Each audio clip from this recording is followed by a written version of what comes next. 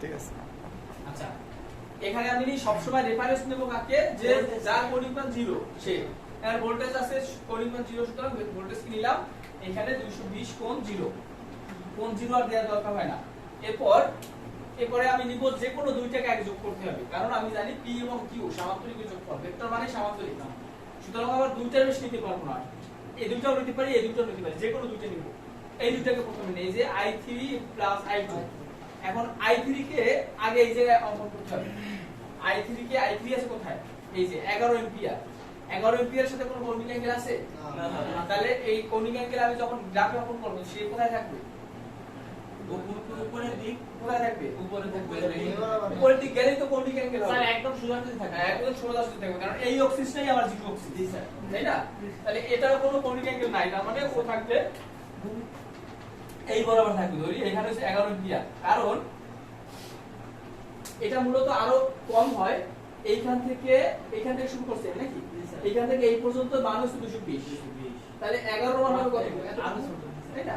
আমরা ধরে নিলাম এই পর্যন্ত, ঠিক আছে?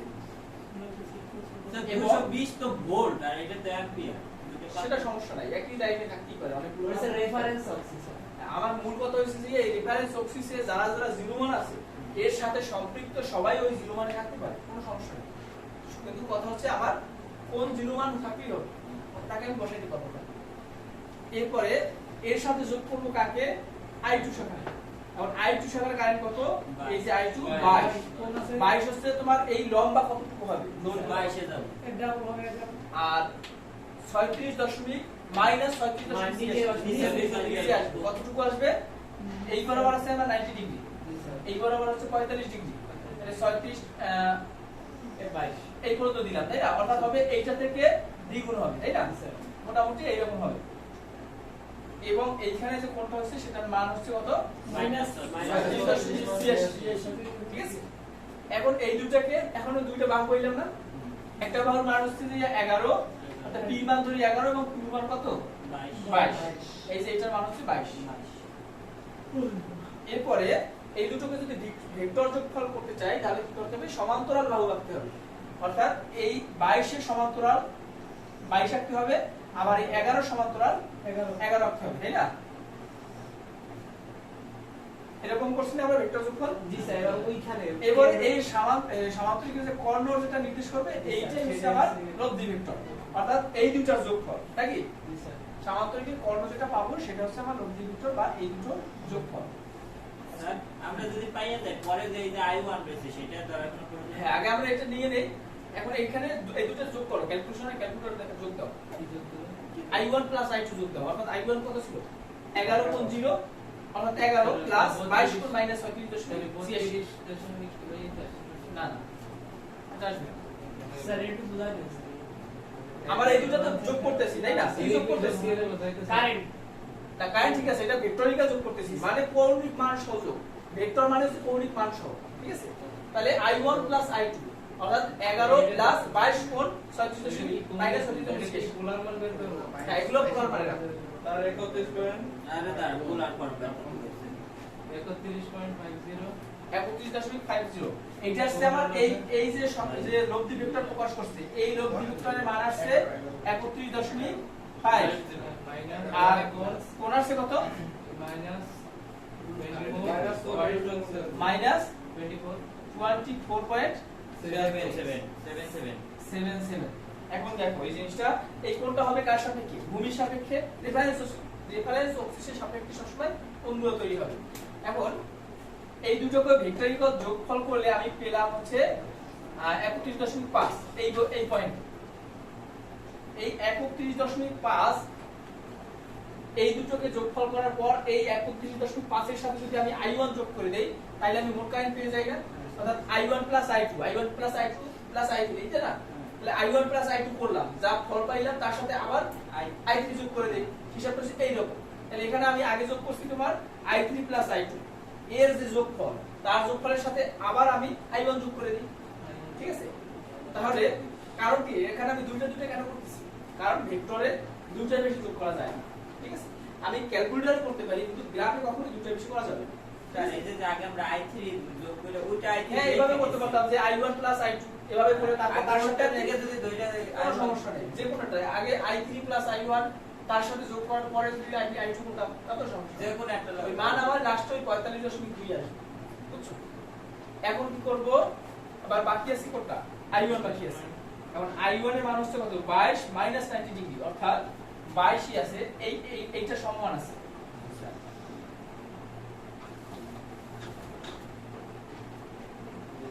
এইটুকু ধরলাম 22 এবং এইখানে কোন হচ্ছে -90 ডিগ্রি নাকি? জি স্যার। এর সাথে যোগ করব কাকে? ওই যে 22 পয়েন্ট মাইনাস না 31.5, বুঝছো না? 22 হলো নিচে ওটা হলো। এইখানে আমার মান কত?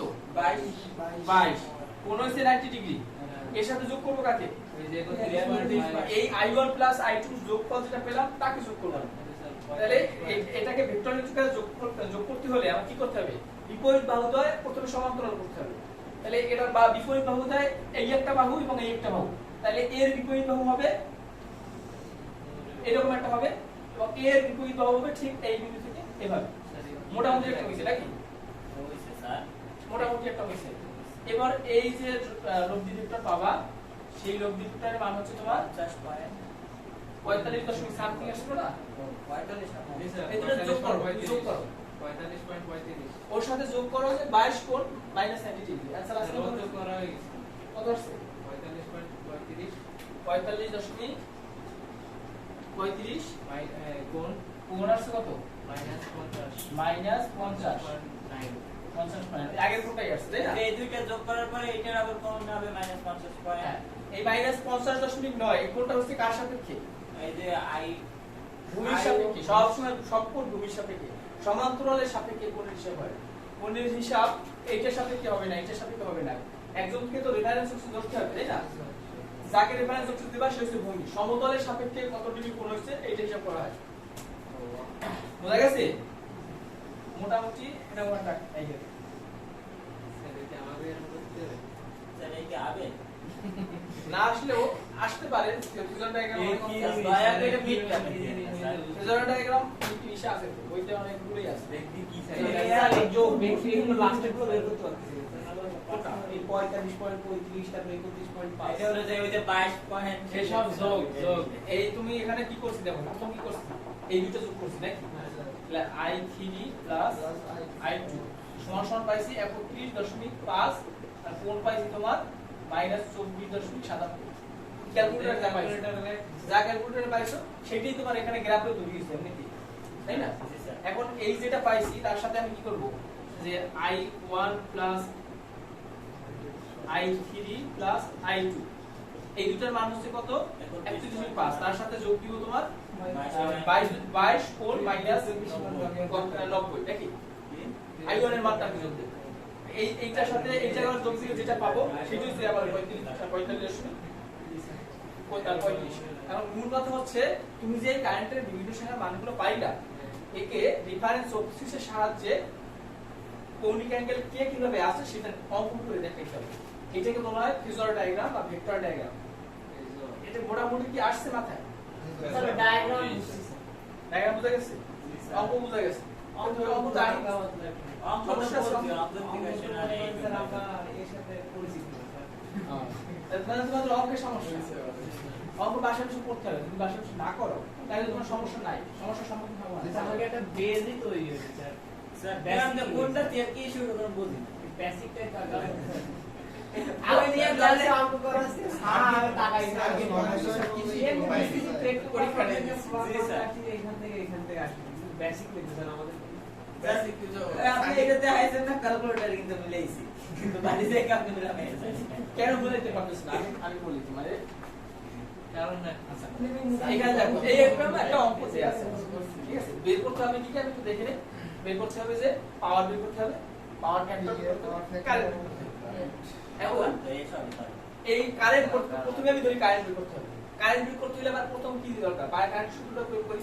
কারেন্ট সমান কথা স্যার আমি কি পোলার যে কোনো হিসাবের পোলারও বের করতে পারবো অথবা রেক্টাঙ্গুলার ফর্ম যে কোনো একটা বের করলে হচ্ছে না রাখতে হবে, পোলারে রাখতে হবে। কিন্তু আরো তোমার শর্টকাট করে দেই, তুমি যে মানগুলো অ্যানসারে রাখবা, যেমন এখানে কারেন্টের মান তোমার অ্যানসারে চাইছি না, আবার এই পাওয়ারের মানগুলো অ্যানসারে চাইছি না, যে মানগুলো তুমি অ্যানসারে রাখবা সেইগুলো সবসময় পোলারে রাখবা।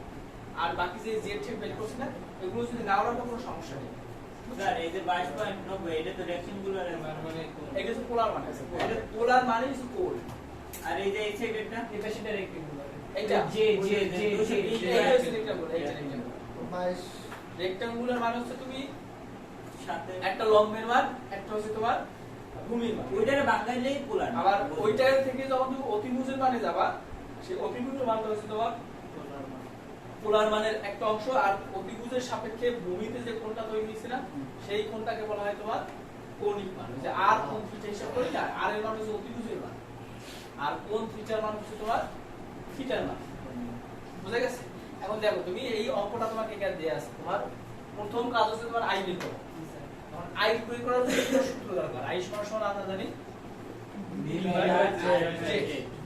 তার মানে আগে প্রথমেই আমরা হচ্ছে জেড বের করতে হবে। তাহলে জেড বের করার তুমি এখন সূত্রটা কি জানো? জি স্যার জেড বের করার সূত্রটা কি? জি স্যার। এগুলো সবগুলো প্যারালালে আছে আমার। যদি প্যারালালে থাকে এগুলো একে একে আমি প্যারালাল করব। যদি এভাবে যদি না বুঝো তাহলে প্রত্যেকটা আলাদা আলাদা ভাঙাবা। ওই যেখানে ইনভার্স ইনভার্স দেয়া আছে না, ইনভার্স ইনভার্স গুলোকে আলাদা আলাদা ভাঙাবা। যেমন এখানে মনে করো এটা তো অলরেডি ভাঙানোই আছে, একটাই আছে নাকি? এটা যদি ভাঙাই ওই এক্স এর স্যার ওই জিনিসটা নাকি আচ্ছা, এটাকে আমরা ভাঙাই। এই শাখাটা যদি ভাঙাই, এটা আছে কত? শুধু 10, যে 10 এটা কয়েল না, তার মানে যে 10। তাহলে এটা লিখবো আমি যে যে 10 ইনভার্স সমান সমান, এটাকে ইনভার্স করলে একটা মান আসবে, তাই না? অর্থাৎ সবগুলো কিন্তু আমরা ইনভার্স করতে হচ্ছে স্যার, তাই সবগুলো ইনভার্স করলে একটা মান আসবে। এটার একটা মান পাইলাম। এরপরে তোমার এই শাখাটা ভাঙাই, এই শাখাটায় আছে কি a প্লাস যে 6, এইটাকে ইনভার্স করলাম। শুধু ইনভার্স করলে একটা মান আসবে, ঠিক আছে? স্যার ওই আবার এইটাকে ইনভার্স করলে একটা মান আসবে, এটার মান হচ্ছে তোমার 20। এক লাইনে যা গেল এটা তো আমরা ওই যে কি কল এইবার তিনটাকে আমি ইনভার্স করলে একটা আলাদা আলাদা মান পাইছি। এখন এই যে মানগুলো পাইলাম সেগুলোকে আমি যোগ করে দিলাম। এখন যোগ করলে কি হবে? 1/zt মান আসছে না আমার, কিন্তু আমার দরকার হচ্ছে শুধুমাত্র zt মান। আবার তো ওই যেটা অ্যান্সার পাবো, যোগ করার পর যেটা পাবো সেটাকে আবার ইনভার্স করে দিলাম, তাইলে আমার শুধু zt মান থাকবে। এইভাবে তুমি করতে পারো। তার থেকে আমার মনে হয় এইটা একবারে করলে সহজ হয়। একবারে করলে একবারে করলে সময় কম হবে। স্যার জেটের মান তো আমরা পাইয়ে গেছি মানে v i equal v by জেটের মান দিলেই মানে হলো যে কারেন্টের মান চলে আসছে। এবং কারেন্টের মান দরকার, সুতরাং কারেন্টটা কি করবো? পোলার ফর্মে রাখবো। কারণ এটা তুমি অ্যান্সারে লিখবে, যেটা যেটা অ্যান্সারে লিখবে সেটা কি পোলার ফর্মে লিখবে। কারেন্টটা তো ওই যে কোণের ভিতরে যে মানটা থাকে ওইটা না কারেন্ট হচ্ছে না, কোণের বাইরে যেটা থাকে ওইটা, আর কোণের ভিতরে ওইটা লাগবে কোনটা? ওইটা লাগবে তোমার পাওয়ার ফ্যাক্টর নির্ণয়, ওই যে cos থিটা। পাওয়ার ফ্যাক্টর মানে হচ্ছে cos থিটা, cos থিটা মানে হচ্ছে কারেন্টের কৌণিক মান, অন্য কোনো কৌণিক মান না, কারেন্টের কৌণিক মান নেওয়ার সময়। যা বের হবে তাই কারেন্ট মানে কারেন্টের ওই যে কৌণিক মান যে কারেন্টের সাথে যে কৌণিক মানটা আসবে ওইটা দিয়ে পাওয়ার ফ্যাক্টর নেবে, ঠিক আছে? বাইরে হলো কারেন্ট কারেন্ট কাটতে করতে কোণিক তোমাদের আজকে বাসায় কাজ দিয়ে দিব, মানে যদি কাজ দিয়ে দেই তাইলে তোমাদের মানে বাসায় করা হয় না। কাজ না দিলে বাসায় করা হয় না, তোমরা করো না, এই জন্য তোমাদের এখনো আমার নিয়ে যাওয়া কেন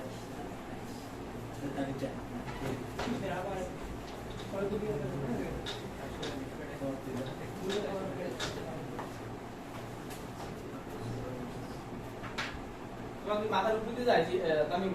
না স্যার মাথায় ঢোকে কিন্তু বাড়িতে প্র্যাকটিসে যথেষ্ট প্র্যাকটিস। এই যে এখানে বসে যা আলোচনা হয়, এই আলোচনা যদি বাসায় বসে তুমি নিজের সাথে নিজে শেয়ার করো তাই তো হয়, হয় না? তুমি তো বাসায় নিজে করো না, করো দেখছিলাম দেখতে